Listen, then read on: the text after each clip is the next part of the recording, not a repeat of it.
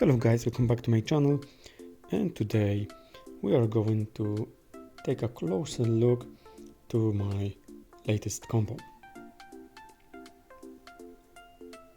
And it's going to be, as you can see, Sony 11mm f1.8 and the Sony E a6700, just a brand new camera, and I just decided randomly to just go out, take it for some kind of photography walk around and just see what can I get. In the beginning, this lens is f1.8 11mm, so it's equivalent of 16mm, and the Sony a6700, just a brand new 26 megapixels camera. And right now you can see how wide this lens is, because as you could see, I was around maybe 5 meters from that huge tree. It's a 4-floor tree. It's a huge tree, and it was just few meters only, and it was a plenty of room, and just I still had some space. With this lens, it's a very wide lens, and you can get some interesting perspective, and it has a very good close-up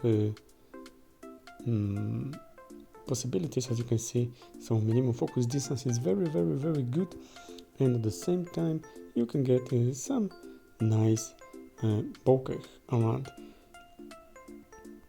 I especially like how compact this setup is, because the lens weighs only 180 grams and the camera is about 560 grams, so at least it's not so big, so it's kind of easy to walk around with this. And on the lens body, it's not too much, because it has a manual focus ring and it has AF and manual focus switch, so it's kind of easy lens, but by the way, it helps to make such a compact body. And right now I would like to show you the stabilization test, because this 11mm works perfectly with A67 active stabilization. So right now we can see the stabilization turn on. Right now we went to standard stabilization, so it's only sensor stabilization, so at least I don't see too much difference in here, but in a small movement, small jitters, you can see that improvement. And right now